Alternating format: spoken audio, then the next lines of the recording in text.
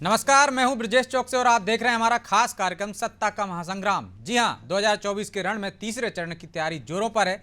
गली चौराहे में चुनावी चकल्लस का दौर भी जारी है। विशेषकर चाय पान के टपरे इसके केंद्र बने हुए हैं। जिसे देखो वह चुनाव विशेषज्ञ बनकर राजनीतिक विश्लेषण में जुटा हुआ है। हर किसी का अपना गणित है, अपने तर्क हैं। समीकरण का ऊंट किस करवट बैठेगा, इसे लेकर भविष्य कथन की तर्ज पर दावे प्रतिदावे किए जा रहे हैं। कौन सी लोकसभा सीट किस राजनीतिक दल के खाते में जा सकती है और किस सीट पर परिणाम चौंकाने वाले हो सकते हैं, इन सभी बिंदुओं को लेकर बहस करने वालों के बीच नोकझोंक देखने सुनने को मिल रही है। लेकिन इसी सियासी नोकझोंक के बीच हम एक एक सीट का हिसाब कर रहे हैं, हर एक मतदाता का जवाब आप तक पहुंचा रहे हैं, एक एक सीट का धारदार विश्लेषण और सटीक अनुमान लगा रहे हैं। आज हमारे खास कार्यक्रम सत्ता के महासंग्राम में बात होगी विधानसभा लोकसभा सीट की।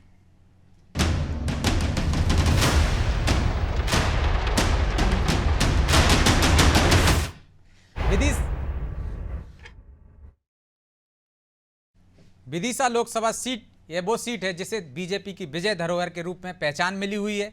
यह वो सीट है जिसे बीजेपी का अभेद किला माना जाता है। सबसे खास बात यह है, इंदौर और खजुराहो में जिस तरह के हालात बने हुए हैं उसकी शुरुआत विदिशा सीट पर 15 साल पहले भी हो चुकी थी। यानी 2009 में बीजेपी की दिग्गज नेता पूर्व केंद्रीय मंत्री सुषमा स्वराज को विदिशा लोकसभा से ऐसा ही बाकओवर मिला था। तब यहाँ से कांग्रेस के प्रत्याशी घोषित किए गए राजकुमार पटेल अपना बी फार्म ही जमा नहीं कर पाए थे और इस वजह से उनका नामांकन रद्द हो गया था। इसके बाद कांग्रेस ने पटेल को पार्टी से निकाल दिया था। बता दें कि इस सीट से भारत रत्न और पूर्व प्रधानमंत्री अटल बिहारी वाजपेयी भी चुनाव लड़ चुके हैं, तो रामनाथ गोयनका ने भी यहाँ का प्रतिनिधित्व किया। और अब इस सीट पर मामा और भैया की छवि गढ़ने वाले पूर्व मुख्यमंत्री शिवराज सिंह चौहान की मजबूत पकड़ मानी जाती है। दरअसल अटल जी के सीट को छोड़ने के बाद ही शिवराज को यहाँ से उतारा गया था। 1991 के चुनाव में पूर्व प्रधानमंत्री अटल बिहारी वाजपेयी ने यहाँ से चुनाव जीता था, लेकिन वो लखनऊ से भी चुनाव लड़े थे और बाद में उन्होंने विदिशा सीट छोड़ दी थी। इसके बाद उपचुनाव हुए तो शिवराज सिंह को यहाँ से बीजेपी ने मैदान में उतारा और उन्होंने माधवराव सिंधिया के करीबी और कांग्रेस के उम्मीदवार प्रताप भानु शर्मा को शिकस्त दी। इसके बाद यहाँ शिवराज का सिक्का चलने लगा और लगातार वो 5 चुनाव जीते। हालांकि यहाँ अब तक 15 चुनाव हुए हैं जिनमें कांग्रेस सिर्फ 2 बार जीती है और दोनों ही बार यहाँ प्रताप भानु शर्मा निर्वाचित हुए हैं। एक बार फिर कांग्रेस ने शर्मा को उम्मीदवार बनाया है और 33 साल बाद फिर शिवराज सिंह और प्रताप भानु शर्मा आमने सामने हैं। लेकिन इस बार कौन किस पर भारी पड़ेगा, जनता के मन में क्या है, इसे समझने की कोशिश करते हैं। और इसे समझने के लिए हमारे साथ मौजूद हैं धर्मेंद्र परिहार, हमारे संवाददाता हैं विदिशा के, ब्रजगोपाल लोया बीजेपी प्रवक्ता हैं, अमित शर्मा कांग्रेस प्रवक्ता हैं, रमेश शर्मा वरिष्ठ पत्रकार हैं और हमारे सहयोगी मनोज वर्मा। आप सभी का बहुत बहुत स्वागत है। शुरुआत शर्मा जी आपसे करते हैं। विदिशा लोकसभा सीट का इतिहास आपको पता है, बीजेपी का गढ़ है, लेकिन पाँव वाले भैया जो अब की मामा बन चुके हैं उनकी लोकप्रियता भी है, मुद्दे भी हैं और 33 साल बाद प्रताप भानु शर्मा उन्हें चुनौती देने उतरे हैं। क्या लगता है आपको कि विदिशा में मामा को कोई चुनौती दे पाएगा या सिर्फ यहाँ पर लीड की लड़ाई है बस? रमेश शर्मा जी।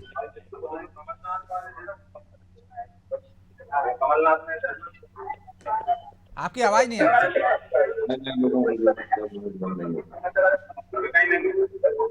रमेश जी आप सुन पा रहे हैं मुझे? लोगों के माइक म्यूट करवाने पड़ेंगे। आपका माइक अनम्यूट करना पड़ेगा।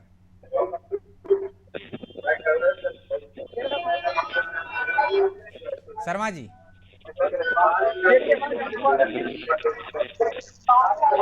ऑडियो नहीं आ रहा आपका, लगता है कोई तकनीकी खामी है, हम देखते हैं उसको। तो मनोज जी, विदिशा सीट पर वही सवाल आपसे, क्या आपको लगता है कि कोई टक्कर है वहां पर?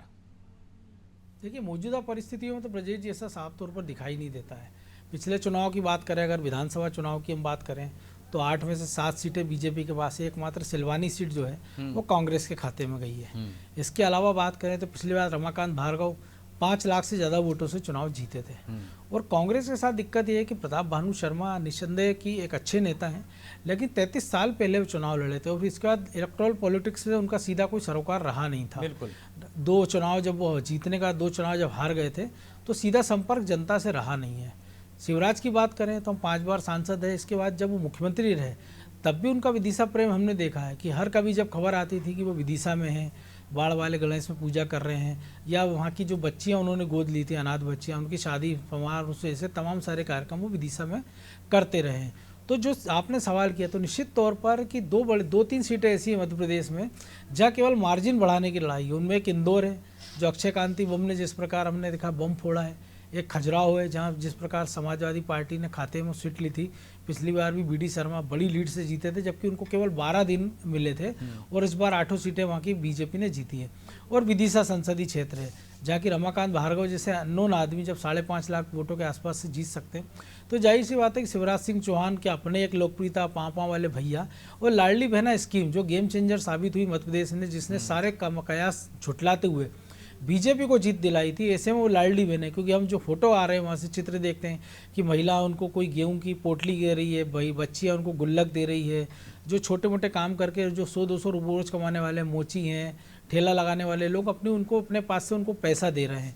विधानसभा हमने देखा था पिछली बार एक महिला ने उनको अपनी सोने की अंगूठी दे दी थी सब्जी बेचने वाली ने, जिसको बाद में उन्होंने लौटाया था। तो जाहिर सी बात ऐसे लोकप्रिय चेहरा, और इसके साथ आप ये देखिए लगातार कि मुख्यमंत्री के रूप में वो घूमते रहे, और अब पूर्व मुख्यमंत्री के बाद भी लोकप्रिय होने के बाद भी क्षेत्र में वो रोज 40 से 50 गाँवों का दौरा रोज कर रहे हैं। पिछले दिनों जब प्रधानमंत्री नरेंद्र मोदी ने सभा की थी, तो उन्होंने साफ तौर पर कहा नाम लेते हुए कि मैं इनको दिल्ली ले जाऊंगा और बड़ी जिम्मेदारी सौंपूंगा। तो ये ऐसे कई सारे कारण हैं जो बता रहे हैं कि बीजेपी की राह इस चुनाव में निश्चित तौर पर आसान है, और पूरी लड़ाई जो है वो लीड को लेकर है। तो अमित जी, जिस तरह से बाकोबर खजुराहो में मिला, इंदौर में मिला, वैसा ही बाकोबर भी यहाँ मिलने वाला है। 33 साल बाद आपने जो सक्रिय राजनीति से दूर हो चुके थे उनको मैदान में उतारा है, क्योंकि आपके पास कोई एक चेहरा नहीं था वहाँ पे उनके अलावा, उनसे बेहतर उम्मीदवार भी आप नहीं ढूंढ पाए। और शिवराज जी तो वहाँ लीड के लिए लड़ रहे हैं, कांग्रेस तो मुकाबले में है ही नहीं। अमित जी जी कांग्रेस मुकाबले में है, किसने कहा कांग्रेस मुकाबले में नहीं है? निसंदेह कांग्रेस पार्टी पूरी तरह कार्य कर रही है, और जिस तरीके से आज शिवराज सिंह चौहान जी को एक जमीनी नेता प्रताप बानू जी के तौर पर विदिशा संसदीय क्षेत्र से मिला है, मैं कहना चाहता हूं कि आज भारतीय जनता पार्टी के ये शिवराज सिंह चौहान जी को याद आ रहा होगा, गांव-गांव घूम रहे होंगे कि 18 साल मुख्यमंत्री रहते हुए ना मैंने विदिशा संसदीय क्षेत्र के लिए करा, ना गृह जिले विदिशा के लिए करा, ना बासोदा के लिए करा, ना रायसेन के लिए करा। ये आज सड़कों पर जो चल रहे हैं, जो गांव देहात जा रहे हैं, शिवराज सिंह चौहान जी को पता चल रहा होगा। निसंदेह चूंकि भारतीय जनता पार्टी धन बल, बाहुबल और सत्ता बल के आधार पर जिस तरीके से चाहे इंदौर का मामला हो, खजुराहो का मामला हो, क्या चुनाव में कोशिश कर रही है, तो इसका परिणाम जनता देगी। और 2 बार उसी संसदीय क्षेत्र धनबल का कहाँ इस्तेमाल हो रहा है अमित जी? इंदौर में तो आपने करोड़पति में उम्मीदवार मैदान में दिया था, वो भी चला गया। खजुराहो की आप बात कर रहे हैं, वो भी आपने कमजोर नहीं दिया था। धनबल उधर भी था, बाहुबल उधर भी था। और विदिशा की आप बात कर रहे हैं, वहां तो गुल्लक दे रहे हैं लोग। लोकप्रियता देखिए आप, भीड़ देख रही है, महिलाएं चिल्ला रही हैं उनके लिए। गुल्लक पता चल रही है, ये सारी गुल्लक है वो व्यापम घोटाले, हनी ट्रैप, मनी लॉन्ड्रिंग, तमाम घोटालों की गुल्लकें हैं जो लगातार गुल्लक लेके बैठे हुए हैं। कम से कम बच्चों को तो आप उस दायरे में मत लाइए अमित जी। गुल्लक कौन दे रहा है ये तो देखिए। मुद्दे हैं, वो दायरा नहीं, ये लोकप्रियता है, प्यार है भाई मामा के प्रति, भैया के प्रति। हाँ तो भ्रष्टाचार करके अपन प्यार बांट दो मामा के प्रति। अगर प्यार होता और लगाव होता तो आज क्या रायसेन जिले की सड़कें ऐसी होती? क्या विदिशा जिले की सड़कें ऐसी होती? क्या रोजगार के लिए वहां आज बेरोजगार जो विदिशा में हजारों लोगों, लाखों लोग जो बेरोजगार हैं, क्या वो वहां होते? ये भी एक प्रश्न है चुनाव में। महंगाई का एक प्रश्न है, मामा बच नहीं सकते। मामा के अमित जी आप गए नहीं है विदिशा? महंगाई गए नहीं आप बेरोजगारी की बात करी। अमित जी आप विदिशा गए नहीं है। आप रायसेन रोड से विदिशा चले जाइए, सूकी सेमनिया रोड से विदिशा चले जाइए। किस रोड से आप विदिशा जाना चाहते हैं? रायसेन जाना चाहते हैं? बाईपास हो गए भाई उधर। आप कह रहे हैं रोड देख लीजिए। मैं बचपन से चूंकि विदिशा जिला भोपाल के लगे हुए, राजनीतिक तौर पे नहीं, मैं वैसे भी विदिशा जा चुका हूं और अभी 1.5 साल से मैं हर सप्ताह जाता हूं भाई। मेरा गृह जिला रायसेन है। विदिशा में उसी रास्ते से जाता हूं, इसलिए बता रहा हूं आपको। क्या आप गए नहीं बहुत दिनों से? आधा घंटे लगता है, आधा घंटे। आपको क्या बेरोजगार नहीं मिले? आपको बेरोजगार लोग नहीं मिले? आपको क्या विदिशा जिले में 100 रुपए में डीजल मिल रहा है? 50 रुपए में क्या पेट्रोल मिल रहा है? वो तो 10 कहीं रुपए नहीं मिल में रहा दाल ना। मिल रही है। वो तो जहां आपकी सरकार है तो वहां आप भी नहीं जिस मिल रहा है। रास्ते से जा रहे हैं, आप जिस रास्ते से जा रहे हैं, हाँ। शायद मेरे ख्याल से महंगाई वहां है नहीं। जिस शायद रास्ते मेरे से आप ख्याल चलोगे उस पेट्रोल रास्ते के से भाव चल कम सकता है। हूं मैं। नहीं, आपने रास्ते का जिक्र किया, महंगाई तो पूरे देश में है। तो विदिशा वो भी तो वहां भी मुद्दों है, के आधार पर डीजल चुनाव पेट्रोल तो उस विदिशा जगह भी है देश में जहां आपकी सरकार है। और आप कहते हैं भ्रष्टाचार की बात, व्यापम की बात कर रहे हैं, उस पर 2-2 चुनाव हो गए हैं। वो सीडी कांड पर भी जो कमलनाथ जी के पास है उस पर भी चुनाव हो चुके हैं। चलिए लोया जी से पहला जवाब ले लेता चुनाव हूं। मुख्यमंत्री हटने के बाद शिवराज सिंह चौहान का है। शिवराज सिंह चौहान ने बहनों को कहा था 3,000 दूंगा, मामा जिंदा है। कौन सी विदिशा जिले की बहन को 3,000 मिल रहा है? भ्रष्टाचार से मिल रहा हो कुछ अपने लोगों को, भारतीय जनता पार्टी के कार्यकर्ताओं को तो मैं नहीं कह सकता, लेकिन जो गांव गांव 3,000 देने की बात करी थी, मामा ने बात करी थी 2700 रुपए गेहूं के मूल्य को। कौन सी जगह? ठीक, इस तरह करोगे तो किसान कर्ज माफी पर जाएंगे। लोया जी जवाब दीजिए। ना सड़कें हैं, वो कह रहे हैं बेरोजगारी है, डीजल पेट्रोल महंगा है। मुख्यमंत्री लगातार बोल रहा है, लेकिन विदिशा रायसेन का संसदीय क्षेत्र का वो विकास नहीं हुआ, इसलिए इस बार गांव गांव घूमना पड़ रहा है उनको। देखिए, वो अमित जी ने कितना देखा है, कितना उसे जानते हैं, मुझे नहीं मालूम है। परंतु अमित जी, इसमें इछावर भी आता है, इसमें खातेगांव कन्नौज भी आता है, इसमें बुधनी भी आता है। रायसेन जिले की 3 सीटें आती हैं और सीहोर विदिशा जिले की 2 आती हैं। मैं पहले आपको भौगोलिक जानकारी बता दूं। दूसरा मैं ये बता दूं कि किस तरह से बदला है। आपको शायद नहीं मालूम है कि जब आप बुधनी से आगे जाएंगे तो सलकनपुर तक पूरे में आपको कॉटन पार्क मिलेगा।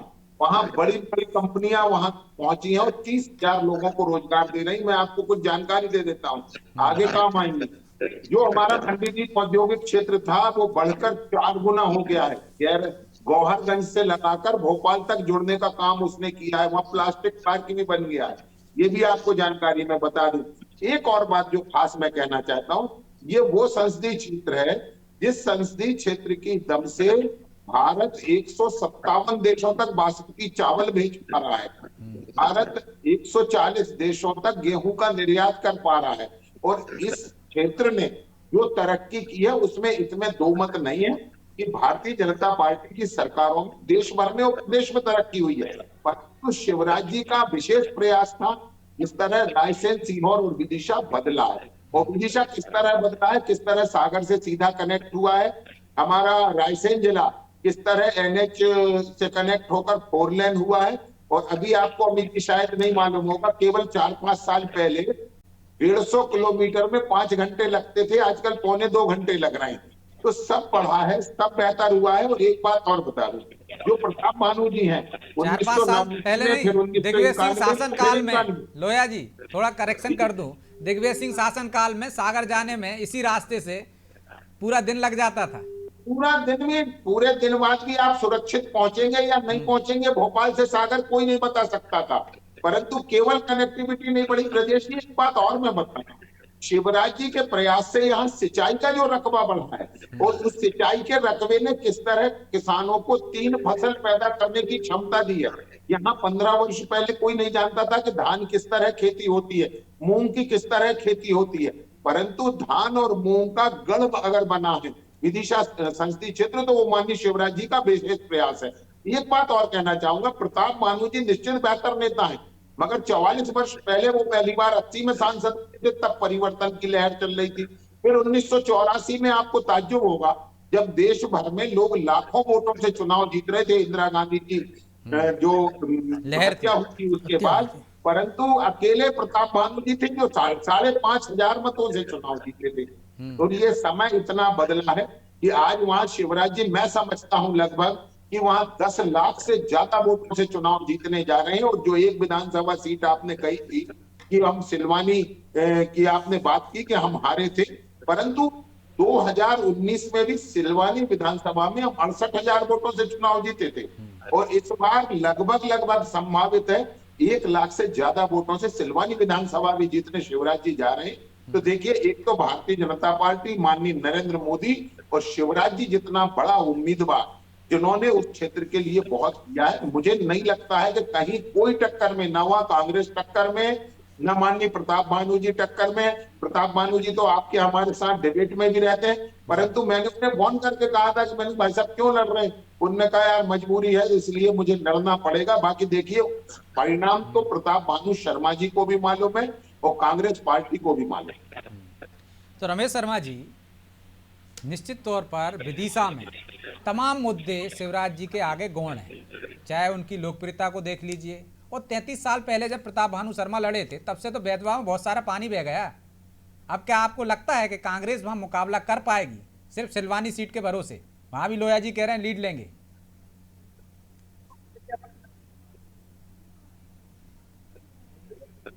शर्मा जी,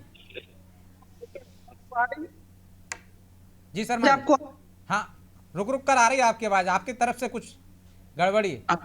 हाँ, तो कुल मिलाकर के इसमें कोई शक नहीं कि विदिशा जो क्षेत्र रहा है जी उसमें विदिशा के क्षेत्र में राजनीति से ज्यादा कहीं ना कहीं वो आध्यात्म का और सांस्कृतिक क्षेत्र रहा है।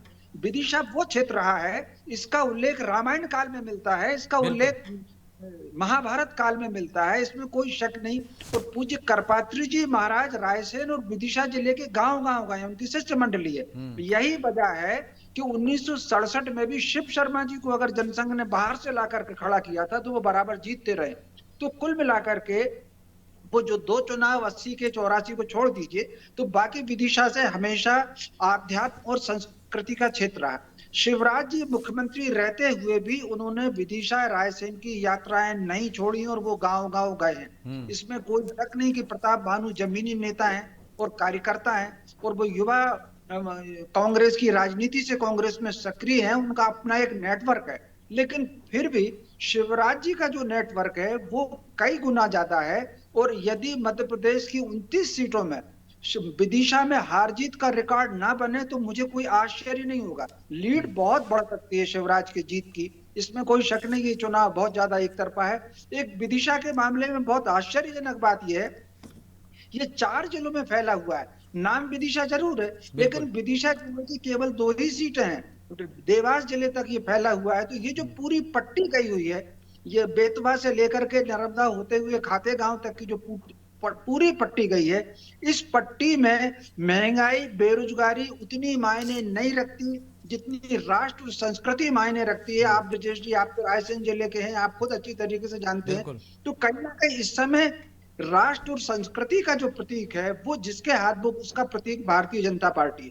देश में चाहे कुछ हो, यहाँ पर कांग्रेस ने एक बार डॉक्टर शंकर दयाल शर्मा जी के चिरंजीव आशुतोष जी को भी टिकट दिया था, वो भी चुनाव हार गए थे।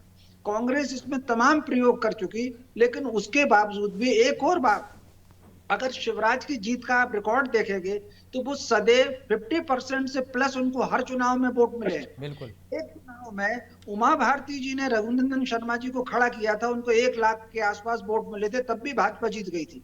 तो कुल मिलाकर उसमें 50% से कम वोट मिला था। बाकी शिवराज को हमेशा 50% से प्लस वोट मिला। इस बार 55 से 60% वोट शिवराज को मिल सकता है। गांव गांव में उनका प्रभाव है, फर्क है, इसमें कोई शक नहीं। फिर इसके अलावा विदिशा की जो विशेष बात रही, जी बताएं लोया जी, बताएं जी। मैं थोड़ा सा इसमें आपको करेक्ट करना चाह रहा था माननी। मैं ये कह रहा था कि इस बार शिवराज जी ने एक अभियान चलाया हुआ है, समरस बूथ अभियान, यानी उस बूथ पर सभी लोगों से संवाद कर रहे हैं कि 100% वोट शिवराज जी को मिले। मैं समझता हूं हर विधानसभा में लगभग 30 से 40 मतदान केंद्र ऐसे होंगे।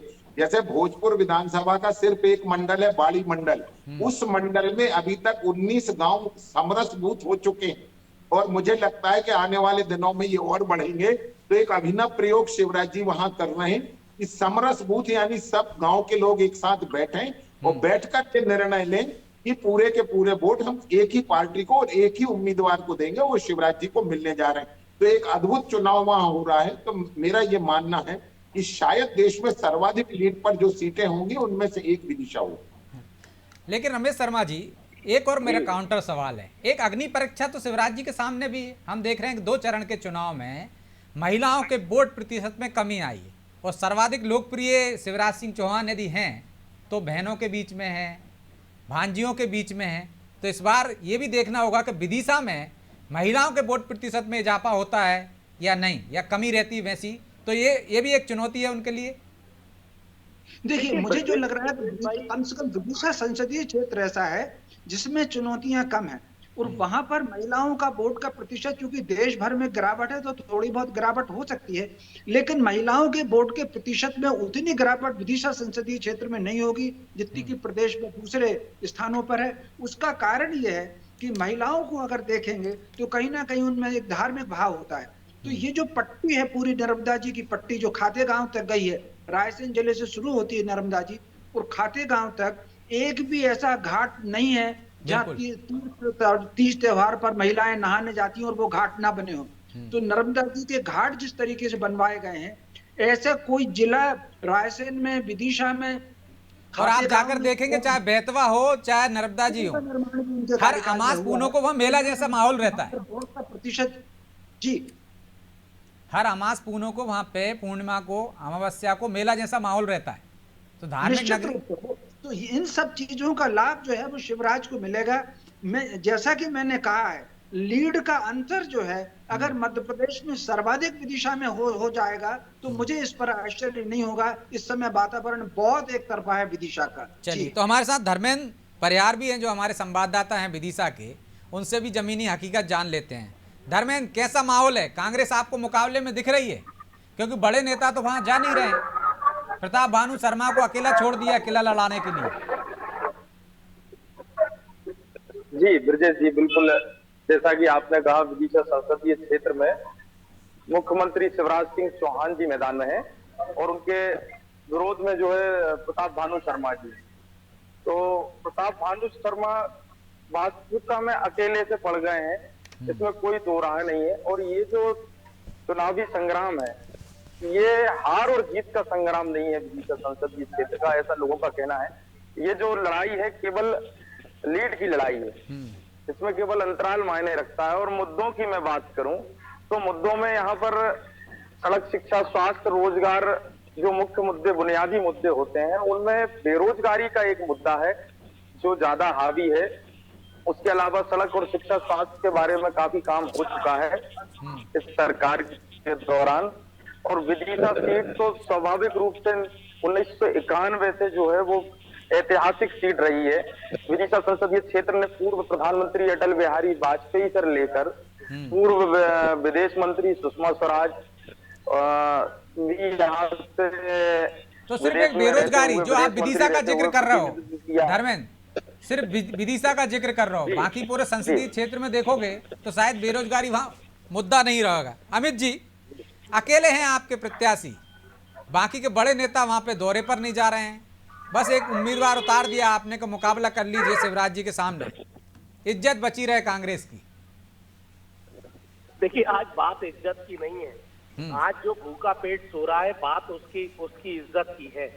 जो बात जो रोज जिसके घर में बेटा बेटी बेरोजगार बैठे हैं, जो मामा ने वादा करा था 18 साल के मुख्यमंत्री रहते हुए कि मैं आपको हर घर रोजगार दूंगा, हर हाथ काम दूंगा, हर घर छत दूंगा, क्षिप्रा नदी को साफ करूंगा। ये जिस क्षिप्रा नदी के पुल की बात शर्मा जी सुन रहे होंगे, भारतीय जनता पार्टी के प्रताप भानु जी सुन रहे होंगे।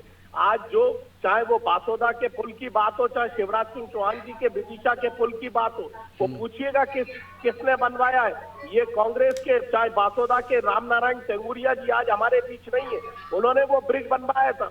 ये विदिशा वाला शंकर दयाल शर्मा जी ने बनवाया था। याद रखें, सिर्फ शिवराज सिंह चौहान जी ने वहां वोट लेने का काम किया है। और अभी मैं सुन रहा था कि वहां पर हर घर समग्र की बात होगी, 100% वोट की बात होगी। ये वही भारतीय जनता पार्टी है जो हर बूथ पर 370 वोट बढ़ाने की बात कर रही थी। आज सीधी का चुनाव हो चुका है, 3.25 लाख वोट 2019 से कम डले। आज vote of percentage Madhya Pradesh में देखिए, और यही शिवराज सिंह चौहान जी जो 18 साल के मुख्यमंत्री से अभी हटे। ये तो प्रतिस्पर्धा है ब्रजेश भाई। ये मोदी को नीचा कैसे दिखाया जाए कि ज्यादा से ज्यादा जीत के, ये मोदी ने जो 18 साल के मुख्यमंत्री को शिवराज सिंह चौहान, अब ये तो अमित जी माफी चाहता हूं कि समय की बाध्यता है कि प्रतिस्पर्धा तो है, लेकिन कांग्रेस उसमें आगे निकलती है, बीजेपी, ये तो आने वाला समय बताएगा। बहरहाल हमारे पास समय नहीं, इसलिए चर्चा को यहीं विराम देना होगा। आप सभी का बहुत बहुत धन्यवाद। तो विदिशा में लड़ाई तो है, लेकिन क्या मुद्दों पर है? बेरोजगारी पर कांग्रेस उतनी हमलावर है कि उसके पक्ष में मतदान हो जाए, या शिवराज बाकी तमाम मुद्दों पर वो कांग्रेस के वादों पर भारी पड़ रहे हैं क्योंकि उनकी लोकप्रियता भी है और लगातार मुख्यमंत्री रहे मध्य प्रदेश के, और जिस तरह से उन्होंने खासकर महिलाओं में अपनी पैठ बनाई है, क्या उसकी भी अग्नि परीक्षा है? ये तो आने वाले परिणाम बताएंगे कि इस परीक्षा में कौन भारी पड़ता है और कौन कमजोर।